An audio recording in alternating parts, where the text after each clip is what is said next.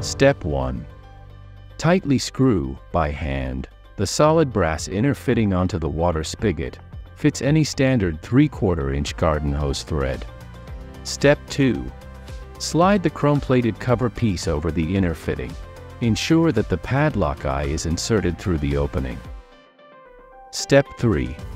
Secure using a padlock with shackle diameter of up to 9/32 inch.